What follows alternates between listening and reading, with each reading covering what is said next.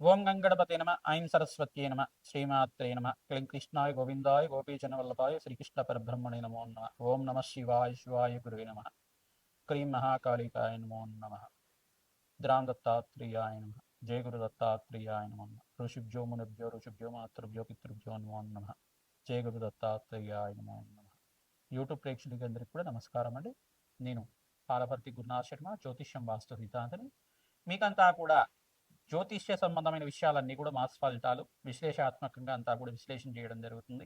ప్రధానంగా చూసుకుంటే గోచారరీత్యా గ్రహాల యొక్క స్థితిగతి, కలియిక, వాటి ప్రభావం అంతా కూడా వివిధ స్థానాల్లో మారడం వల్ల, ఒక రాశి నుంచి ఇంకో రాశికి మారడం వల్ల గోచారరీత్యా గోచార చక్రవశాత్తు గ్రహాల యొక్క ప్రభావం అంతా కూడా ఏ రకంగా ఉంటుంది, ఏం పరిహారం చేసుకుంటే గనక గ్రహ దేవతలు ప్రీతికరంగా దోష నివారణం అంతా కూడా చేసుకుంటే గనక శీఘ్రంగా అష్టేశ్వరి యోగము, భోగభాగ్యాలు, రాజ్య సంపద, ధనాదాయం పెరగడానికి, వ్యాపారంలో అభివృద్ధి కలగడానికి ఏం పరిష్కారాలు ఆచరించాలి అనేది తెలుసుకోవడం జరుగుతుంది. ప్రధానంగా చూసుకుంటే గోచార చక్రం అనేది మానవాళికి అంతా కూడా ప్రస్తుత కాలంలో గ్రహాల యొక్క సంచారం మేరకు మాత్రమే. ఖగోళ శాస్త్రంలో గ్రహాల యొక్క సంచారం అంతా కూడా కొన్ని గ్రహాలు ప్రధానంగా చూసుకుంటే కొన్ని గ్రహాలంతా కూడా నెల రోజులకి మారుతాయని చెప్పేసి ఒక రాశి నుంచి ఇంకో రాశికి మారుతూ ఉంటాయి. కొన్ని గ్రహాలు అయితే కనుక ఆ యొక్క 18 నెలలకు మారుతాయని చెప్పేసి, మరియు కొన్ని గ్రహాలు అయితే కనుక సంవత్సరం రోజులు మారుతాయని చెప్పేసి, కొన్ని గ్రహాలు అయితే కనుక ప్రధానంగా చూసుకుంటే 2.5 సంవత్సరాలకు ఒకసారి కనుక మారుతూ ఉంటాయని చెప్పేసి, మళ్ళీ కొన్ని గ్రహం అయితే కనుక 2.5 రోజులకు ఒకసారి మారుతూ ఉంటుంది. ఇట్లా గ్రహ యొక్క స్థితిగతి, కలియిక అంతా కూడా చూసుకుంటే ఈ గ్రహాల యొక్క ఖగోళ శాస్త్రంలో వాటి ప్రభావం అంతా కూడా మానవాళి మీద ఉంటుంది. తద్వారా పూర్వజన్మలో చేసుకున్న కర్మ సిద్ధాంతం బట్టి, పూర్వజన్మలో చేసుకున్న పుణ్యాన్ని బట్టి మనకొచ్చే సంపదన, ఆదాయము మరియు ధనాదాయం పెరగడానికి ఆస్కారం ఉంటుంది. ఆకస్మిక ధనయోగం సిద్ధించాలి అంటే కనుక అక్టోబర్ నెలలో, విశేషంగా అక్టోబర్ నెలలో ధనత్రయోదశి మరియు దీపావళి రోజున, ఈ యొక్క ఆశ్వయుధ మాసంలో వచ్చే అమావాస్య రోజున ఈ యొక్క మహాలక్ష్మీదేవి ఆరాధన, ఈ యొక్క ధన్వంతరి జయంతి అంతా కూడా వస్తుంది. మళ్ళీ ఇక్కడ ప్రధానంగా చూసుకుంటే చతుర్థి రోజున, మాస శివరాత్రి రోజున ధన్వంతరి జయంతి, మరియు ఇక్కడ త్రయోదశి ధన్వంతరి జయంతి రెండు కలిపి వస్తున్నాయి. మరియు ఒక ప్రదోషవతం సమయంలో అంతా కూడా ప్రధానంగా సాయంకాల వేళలో ఎప్పుడైతే కనుక త్రయోదశి అనేది సంభవిస్తుందో ఆ సమయంలో అంతా కూడా చూసుకుంటే ద్వాదశి త్రయోదశి సమయంలో అంతా కూడా ఈ యొక్క ధన త్రయోదశి అంటారు. ఆ సమయంలో అంతా కూడా లక్ష్మీ కుబేర వ్రతం అనేది ఆచరిస్తూ ఉంటారు. లక్ష్మీ కుబేర వ్రతాన్ని ఆచరించడం వల్ల అఖండమైన ధనాదాయం పెరగడానికి ఆస్కారం ఉంటుంది. అదృష్ట యోగం కలిసి వస్తుంది. ఆకస్మికంగా ధనయోగం సిద్ధించడానికి ఆస్కారం ఉంటుంది. అసలు కుబేరుడి యొక్క చరిత్రని వినడం మాత్రం చేతనే ధనాదాయం పెరగడానికి ఆస్కారం ఉంటుంది. ప్రధానంగా చూసుకుంటే యక్షాధీశుడు ఆయన కుబేరుడు అంతా కూడా యక్ష లోకానికంతా కూడా అధిపతిగా ఉంటారు. పరమేశ్వరుడికంతా కూడా ప్రియమైన మిత్రుడిగా ఈ యొక్క తపస్సు చేసుకుని మాత్రం చేతనే ఈ యొక్క కుబేరుడు అంతా కూడా ఈ అలకాపురానికి అంతా కూడా రాజ్యాన్ని పొందే విధంగా అనేది ఉంటుందన్నమాట. ప్రధానంగా చూసుకుంటే ఈ యొక్క బ్రహ్మ వంశానికి చెందిన కుబేరుడు అంతా కూడా రావణ బ్రహ్మకంతా కూడా సోదరుడిగా చెప్పడం జరుగుతుంది. ఈ యొక్క అంటే అగ్రజుడిగా చెప్పడం జరుగుతుంది. ప్రధానంగా చూసుకుంటే ఈ యొక్క రావణ బ్రహ్మకంతా కూడా అన్నయ్యగా చెప్పడం జరుగుతుంది. ప్రధానంగా బ్రహ్మవంశానికి చెందినవాడు కావున ఈ యొక్క కుబేరుడంతా కూడా పూర్వజన్మ ఇతిహాసంలో అంతా కూడా పరమేశ్వరుడికి ఈ యొక్క ఒక్క రాత్రి పూట పూజ చేసిన మాత్రం చేతని తనంతా కూడా కుబేరత్వాన్ని పొందాడు. ప్రధానంగా చూసుకోవడం అనేది కుబేరుడు అని చెప్పేసి అంటే కనుక అనంతమైన ధనాదాయాన్ని ఇచ్చే దేవత, నవదనీతులకంతా కూడా అధిష్టాన దేవతగా చెప్పడం జరుగుతుంది. సాక్షాత్ మహాలక్ష్మికి అంతా కూడా ఈ యొక్క అధిష్టాన దేవతగా, అంటే మహాలక్ష్మినంతా కూడా ఏ సమయంలో ఎవరికి ఎంత డబ్బు అనేది ఇవ్వాల్సి ఉంటుంది, ఏ సమయంలో ఏ మానవుడికి అంతా కూడా ధనం ఏ రకంగా సంపాదిస్తే కనుక ఏ రకంగా ఎంత ధనం అయితే మనకి పంపించాలి, ఎంత ధనం అయితే ఇంత ధనయోగం ఈ యొక్క మానవుడికి ఉంది జాతకరీత్యా, లేదు ఈ యొక్క గోచార రీత్యా కానీ ఈ యొక్క ధనయోగం ఉన్నది, ఈ యొక్క పూర్వజన్మ కర్మ సిద్ధాంతం ప్రకారంగా ఇంత ధనయోగం ఉన్నది. ఆ ధనయోగాన్నంతా కూడా ప్రసాదించేది కుబేరుడు అన్నమాట. సాక్షాత్ కుబేరుడు అంతా కూడా వెంకటేశ్వర స్వామి వారికి అంతా కూడా అప్పు ఇచ్చాడని చెప్పేసి మనకి ఈ యొక్క స్కంద పురాణంలో అంతా కూడా చెప్పడం జరుగుతుంది. వెంకటేశ్వర చరిత్రలో అంతా కూడా చెప్పడం జరుగుతుంది. కుబేరత్వం అనేది ప్రధానంగా చూసుకుంటే లక్ష్మీ కుబేర యోగాన్నంతా కూడా ప్రధానంగా 5 గ్రహాలు యోగకరంగా ఉండాలి. దీనికంతా కూడా లక్ష్మీ కుబేర యోగం సిద్ధించాలి అంటే కనుక శుక్రుడు జాతకంలో యోగకరంగా ఉండాలి. మహాలక్ష్మి అనుగ్రహం అంతా కూడా మెండుగా లభిస్తూ ఉంటుంది. ప్రధానంగా చూసుకుంటే శుక్రుడు, చంద్ర భగవానుడు, బృహస్పతి మరియు ఇక్కడ శనీశ్వరుడు, ఈ యొక్క గ్రహాలంతా కూడా అత్యంత యోగకరంగా ఉంటాయి కనుక రాజయోగం సిద్ధిస్తుంది. ప్రధానంగా ద్వితీయ స్థానము, పంచమ స్థానము, అష్టమ స్థానము, ప్రధానంగా చూసుకుంటే దశము, నవమము ఏకాదశ స్థానాలంతా కూడా అదృష్ట యోగాన్ని, అష్టైశ్వర్య యోగాన్ని, రాజయోగాన్ని, భోగభాగ్యమైన జీవితాన్ని ఇచ్చే స్థానాలుగా చెప్పడం జరుగుతుంది. ఈ యొక్క స్థానాలంతా కూడా చూసుకోవడం వంశాభివృద్ధికి కారణమైన స్థానాలంతా కూడా ఇది విపరీత రాజయోగాన్ని ఇచ్చే స్థానంగా చెప్పబడుతుంది. భోగభాగ్యమైన జీవితం, రాజ్య సంపదలు, అదృష్ట యోగము, ఐశ్వర్య యోగం సిద్ధించడానికి ఈ స్థానాలు కనుక మంచి గ్రహాలు ఉచ్చ స్థానాల్లో ఉండి శుభవీక్షణగా ఉంటే కనుక పాపగ్రహాలతో రాహుకేతుతో పాటు కలవకుండా ఈ యొక్క జాతకరీత్యా మీకంతా కూడా శుభయోగాన్ని ఇచ్చే విధంగా ఉంటే కనుక శుభవీక్షణ శుభగ్రహాల యొక్క శుభస్థానంలో శుభవీక్షణ ఉంటే కనుక మీకు రాజయోగం సిద్ధించడానికి ఆస్కారం ఉంటుంది. మేషాది ద్వాదశ రాశుల వాళ్ళకి ధనత్రయోదశి రోజున ఎటువంటి ఫలితాలు వస్తాయి? ప్రధానంగా మీరు చేసుకునే వ్రత విధానంలో కానీ ప్రతినిత్యం కూడా చేసుకునే ఈ యొక్క పూజా విధానంలో కానీ ఎటువంటి పూజ అధికారాలు చేసుకోవడం వల్ల పూజాది కార్యక్రమాలు చేసుకోవడం వల్ల విపరీత రాజయోగం సిద్ధిస్తుంది. ధనత్రయోదశి రోజున విశేషంగా ఆశ్వేత మాసంలో వచ్చే ధనత్రయోదశి రోజు అఖండమైన పుణ్యప్రాప్తి కలిగిస్తుంది. వ్యాపార స్థానంలో ఎటువంటి మార్పులు చేసుకోవాలి అనేది తెలుసుకోవడం జరుగుతుంది. విపరీతంగా మీకంతా కూడా రాజయోగం సిద్ధించడానికి, అదృష్టయోగం కలిసి రావడానికి మరియు అనంతమైన అష్టైశ్వర్య ప్రాప్తి కలగడానికి, మహాలక్ష్మి స్థిర నివాసంగా ఉండడానికి ఎటువంటి పరిష్కారాలు ఆచరించాలి అంతా కూడా విశ్లేషాత్మకంగా గోచారిత్య గ్రహాల యొక్క స్థితిగతి మేరకు అంతా కూడా విశ్లేషణ చేయడం జరుగుతుంది. ప్రధానంగా చూసుకుంటే మీనరాశిలో గోచారిత్య శని భగవానుడు సంచారం జరుగుతుంది. ఇక్కడ తులారాశిలో అంతా కూడా సూర్య భగవానుడు, బుధుడు, అంగారకుడు సంచారం జరుగుతుంది. తులారాశిలో అంతా కూడా శుక్రుడి యొక్క నీచ స్థానంలో సంచారం జరుగుతుంది. ఇక్కడ ప్రధానంగా చూసుకుంటే కేతు అంతా కూడా సింహరాశిలో సంచారం జరుగుతుంది.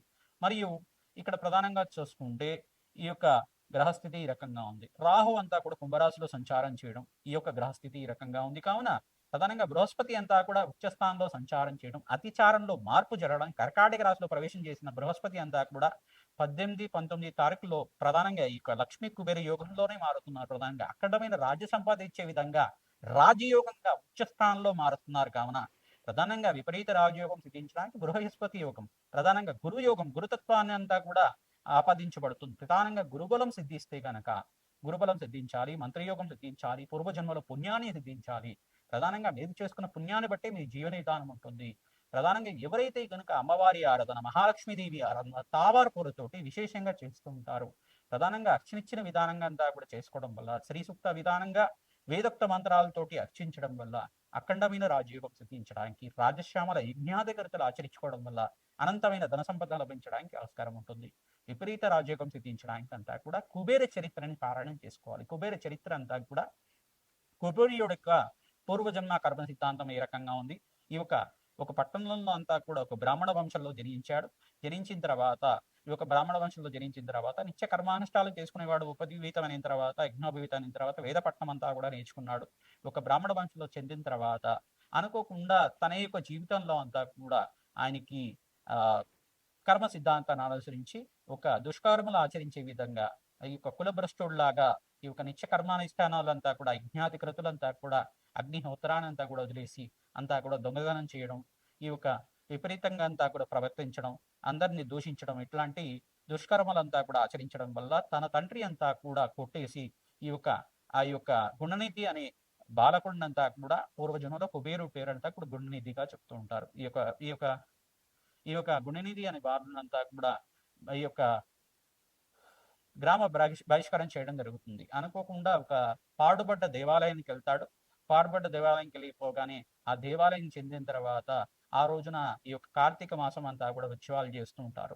కార్తీక మాసం ఉత్సవాలు చేసిన తర్వాత పరమేశ్వరుడికి అంతా కూడా నివేదన చేద్దామని చెప్పేసి ఆ గుడి తలుపులు తెరవగానే గుడిలో అంతా కూడా ఈ యొక్క ఈ యొక్క బాలకుడు అంతా కూడా పడుకుని ఉంటాడు. అనుకోకుండా ఈ యొక్క ఒత్తి అక్కడ వెలుగుతూ ఉంటుంది. ఒత్తినంతా కూడా రెప్పపాటుగా రెపరెపలాడుతుంటే గాలికంతా కూడా ఒత్తినంతా కూడా నూనె పోసి దాని యొక్క పంచనంతా కూడా తీసేసి ఒత్తినంతా కూడా వెలిగిస్తూ ఉంటాడు. ఈ యొక్క పంచనంతా కూడా తీసి ఒత్తిని వెలిగించడం వల్ల ఈ యొక్క ఏమైనా పదార్థాలు పెట్టి ఉంటే అక్కడంతా కూడా భోజనం చేద్దామని చెప్పేసి అనుకుంటాడు. అనుకోకుండా ఆ రోజున రాత్రి వేళల్లో అంతా కూడా ఉపవాసం ఉంటాడు. ఉపవాసం ఉండి పరమేశ్వరుడికి సమీపంలోనే ఉంటాడు. ఉన్నప్పటికి కూడా ఈ యొక్క భక్తి అనేది లేకుండా ఈ యొక్క ఉపవాసం ఉన్నాం కదా, ఆకలి వేస్తుంది, ఏమైనా తిందామని చెప్పేసి అనుకుంటూ ఉంటాడు. అనుకుంటూ ఉంటా కానీ ఆ బాలకుడి రూపంలో ఉండే ఈ యొక్క బాలకుడు అంతా కూడా ఈ యొక్క పరమేశ్వరుడికి ప్రీతికరంగా ఉన్న ప్రసాదం అంతా కూడా ఉచితం అనుకుంటారు. అనుకోకుండా భక్తులంతా కూడా గుడి తలుపులు తెరవగానే ఈ యొక్క అనుకోకుండా అక్కడి నుంచి పారిపోదామని చెప్పేసి అనుకుంటూ ఉంటారు. అనుకోకుండా అక్కడ ఉండే ఒక వస్తువు అంతా కూడా తగిలేసి అనుకోకుండా రాయికి తగిలి అక్కడంతా కూడా ప్రాణాన్ని వదులుస్తాడు. తద్వారా అక్కడ దేవాలయ ప్రాంగణంలో ప్రాణాన్ని వదిలించాడు కావున ఈ యొక్క పరమేశ్వరుడంతా కూడా సంతోషించి భక్తిగంతా కూడా మెంచి అనుకోకుండా నువ్వు చేసిన ఈ యొక్క చిన్న కార్యం అంతా కూడా తన ఈ యొక్క కండువులో నుంచి ఒక చిన్న ముక్కనంతా కూడా తీసి దారిపోగునంతా తీసి దాన్నంతా కూడా ఒత్తిగా చేసి దేవాలయ ప్రాంగణంలో ఒత్తిగా వెలిగించావు కావున నువ్వంతా కూడా అఖండమైన ధన సంపదకంతా కూడా అధిష్టాన దేవతగా ఉంటావు, నవనిధులకంతా కూడా అధిష్టాన దేవతగా ఉంటావు, నాకు ప్రీతికరమైన మిత్రుడిగా ఉంటావు కావున నువ్వంతా కూడా హిమాలయాలకంతా కూడా సమీపంలో అంటే ఎక్కడైతే పరమేశ్వరుడు కైలాస ప్రాంతాల్లో నివాసంగా ఉంటారు, కైలాసం నుంచి మనకింత కూడా సమీపంలో ఉండేది అలకాపురి నగరం అని చెప్పేసి అంటారు అన్నమాట. ఈ యొక్క పరమేశ్వరుడికి అంతా కూడా ప్రీతికరంగా ఉంటారు కావున ఈ యొక్క నవనిధులకు అధిపతి అనేది ఈ యొక్క కుబేరుడి యొక్క చరిత్ర అంతా కూడా వినడం వల్ల అదృష్ట యోగం సిద్ధిస్తుంది, అష్టేశ్వర ప్రాప్తి కలుగుతుంది, ధనాదాయం పెరగడానికి ఆస్కారం ఉంటుంది, విపరీత ధనయోగం సిద్ధించడానికి ఆస్కారం ఉంటుంది.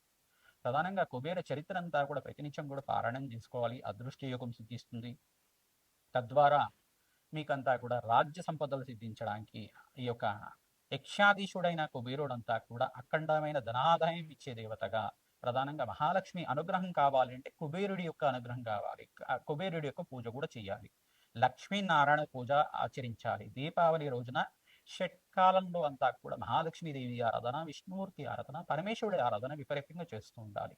ప్రధానంగా షట్కాలంలో ఎవరైతే కనుక ఈ యొక్క అమ్మవారి ఆరాధన చేస్తూ ఉంటారు, షట్కాలాలు అని చెప్పేసి అంటే ప్రాతకాలంలో లేచిన తర్వాత ఈ యొక్క 3:30 నుంచి 5:30 లోపల, లేదు 5 గంటల నుంచి 6:30 లోపల ఇది ఒక ప్రాతకాలంలో అంతా కూడా పూజ ఆచరించుకోవడం, మళ్ళీ 9 గంటల నుంచి 10 గంటల లోపల కానీ 11 గంటల లోపల కానీ, మళ్ళీ 12 గంటల నుంచి మధ్యాహ్న కాలంలో అంతా కూడా అపరాహ్న కాలం మించకుండా పూజ ఆచరించడం, మళ్ళీ సాయంకాలం 5 గంటల నుంచి 6:30 లోపల పూజ, మళ్ళీ రాత్రి పూట నిశిరాత్రి పూజ అంటారు దీన్నంతా కూడా, రాత్రి వేళలో 8:30 నుంచి 12:30 లోపు పూజ ఆచరించడం, ఇటువంటి షట్కాల పూజ అనేది ఉంటుందన్నమాట. నిశిరాత్రి పూజ అంటారు దీన్నంతా కూడా.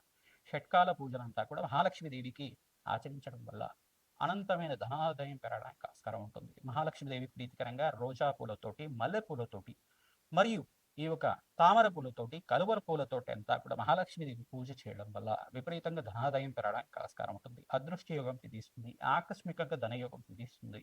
గోచారిత్య మీకంతా కూడా ఈ యొక్క గ్రహస్థితులంతా కూడా మెరుగ్గా ఉండడానికి మీ జన్మజాతకమే ప్రధానమైన జాతకంగా ఉంటుంది. మీ జన్మజాతకంలో ఉండే గ్రహదేవతలకి ప్రీతికరంగా మీ జాతకంలో ఉండే దోషాలకి పరిష్కారం అంతా కూడా ఆచరించడం వల్ల ధనాదాయం పెరగడానికి, అదృష్టయోగం కలిసి రావడానికి, వ్యాపారంలో మార్పులు కలగడానికి, ఉద్యోగంలో ప్రమోషన్ సిద్ధించడానికి, వివాహాది శుభకార్యాలు కలగడానికి, సంతాన యోగం సంతాన సాఫల్యం కలగడానికి ఆస్కారం ఉంటుంది, అదృష్టయోగం జీవించడానికి ఆస్కారం ఉంటుంది. విపరీత ధనాదాయం కావాలి, రాజ్య సంపదలు కావాలి, అనంతమైన అదృష్టయోగం సిద్ధించాలి అని చెప్పేసి అనుకుంటే కనుక మహాలక్ష్మీదేవికి ప్రీతికరంగా ఈ యొక్క లక్ష్మీ కుబేర శాంతి హోమాది కార్యక్రమాలు, రాజ్యశ్యామల యజ్ఞాది కృతులంతా కూడా ఆచరించడం వల్ల అదృష్టయోగం సిద్ధిస్తుంది. మకర రాశి జాతకులకి అక్టోబర్ నెల మాస ఫలితాల్లో భాగంగా ధనత్రయోదశి రోజున మరియు దీపావళి రోజున మహాలక్ష్మీదేవి ఆరాధన ఏ రకంగా ఆచరించాలి, ఏ రకంగా పూజ చేసుకుంటే కనుక శీఘ్రంగా ఆకస్మిక ధనయోగం సిద్ధిస్తుంది అని తెలుసుకుందాం.